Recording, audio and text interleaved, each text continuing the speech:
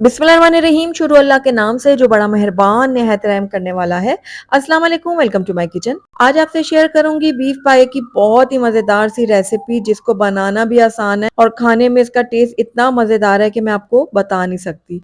वो तो जब आप एक बार इसको ट्राई करेंगे तभी जान पाएंगे कि ये कितने टेस्टी बने हैं। तो आप इसको गरम गरम नान के साथ, ताफ्तान के साथ सर्व करें, सबको बहुत पसंद आएंगे। तो जरूर ट्राई कीजिएगा मेरी इस रेसिपी को। तो चलिए फटाफट से बहुत ही लजीज मजेदार से बीफ पाई को घर में बनाना सीखते हैं। तो बहुत ही लजीज और मजेदार से बीफ पाई बनाने के लिए सबसे पहले मैंने यहाँ पर एक अदद ले लिया है गाय का पाया, और इसको मैंने अच्छी तरह से धो लिया था। थोड़ा सा आटा लगा के मैंने रख दिया था, उसके बाद मल कर इसको अच्छी तरह धो लिया था ताकि इसकी जितनी भी स्मेल है वो खत्म हो जाए। तो पाई को मैंने धो के और छन्ने में डाल के रख दिया था ताकि इसका एक्सेस पानी निकल जाए। अब हम नेक्स्ट स्टेप की तरफ चलते हैं।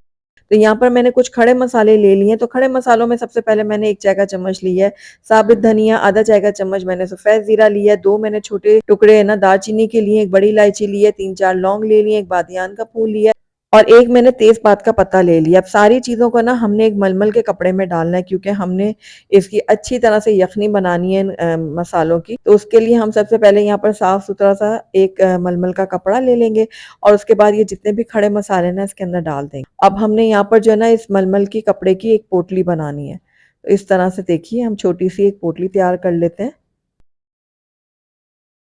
तो यहाँ पर देखिए पोटली जो है ना वो रेडी हो गई है। इसको एक तरफ रखते हैं और दूसरी तरफ मैंने यहाँ पर ले लिया कढ़ाई। कढ़ाई में हम ये पाए डाल देंगे। पाए ऐड करने के बाद इसके अंदर हम पानी ऐड करेंगे। तो तकरीबन 4 से 5 ग्लास में इसके अंदर पानी डालूंगी, क्योंकि हमने बिल्कुल लो फ्लेम में इसको पकाना है, तो इसलिए हम पानी इसमें ज्यादा ऐड कर रहे हैं। लेकिन अगर आप प्रेशर कुकर का इस्तेमाल कर रहे हैं तो आप पानी थोड़ा कम ऐड कर सकते हैं।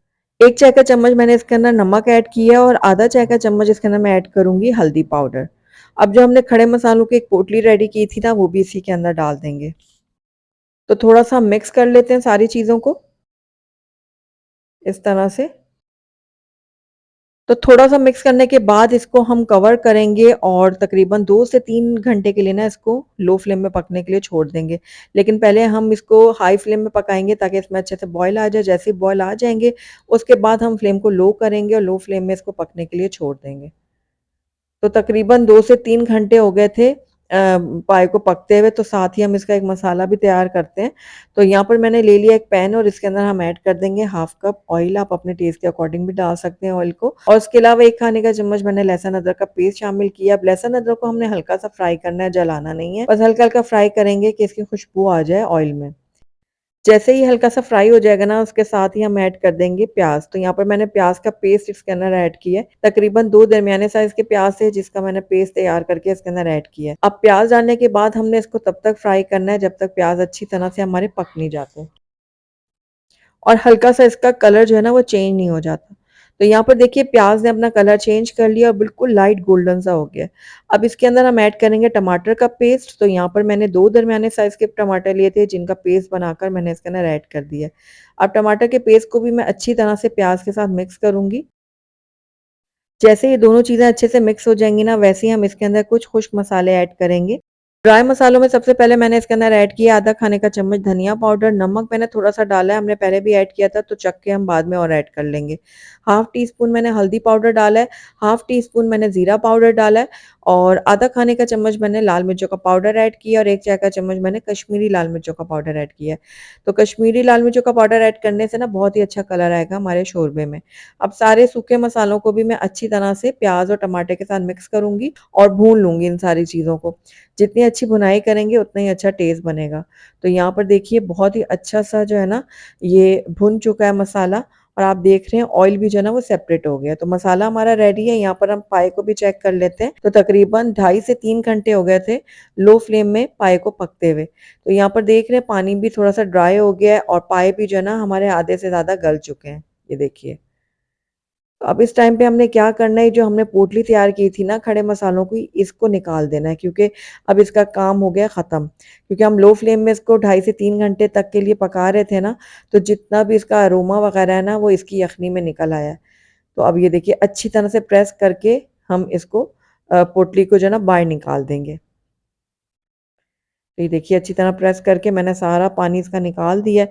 इसको एक तरफ रख देंगे। अब इसके अंदर हम ऐड करेंगे ये मसाला जो अभी हमने रेडी किया है। तो ये सारा का सारा मसाला जो है वो हम डाल देते हैं पाए के अंदर। और उसके बाद अच्छी तरह से हम इसको मिक्स कर लेंगे। देखिए, अभी से आप देख रहे हैं कितना खूबसूरत कलर आ रहा है इसके अंदर। तो ये देखिए बहुत अच्छी तरह से मिक्स कर दिया मैंने। अब इसको हमने दोबारा से पकाना है। अब दोबारा से हम इसको 2.5 से 3 घंटे के लिए पकाएँगे ताकि जो मसाले हमने इसके अंदर ऐड किए हैं उसका टेस्ट जो है वो पाए के अंदर चला जाए और पाए का टेस्ट जो है ना वो मसालों में आ जाए, यानी कि दोनों चीज़ें एक-दूसरे के साथ अच्छी तरह से रच-बस जाएँ।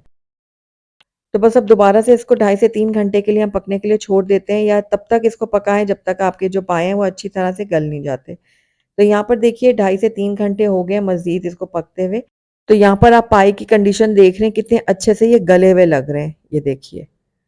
बहुत ही मज़ेदार, बहुत ही खुशबूदार से हमारे ये बीफ पाई बनकर तैयार हुए हैं। अच्छा, अगर आप चाहें ना शोरबे को थोड़ा-सा गाढ़ा भी कर सकते हैं, ये आपकी मर्ज़ी पर डिपेंड करता है। अगर आपको थोड़ा पतला खाना है तो पतला कर रखें, अगर गाढ़ा खाना है तो आप उसको गाढ़ा कर लें।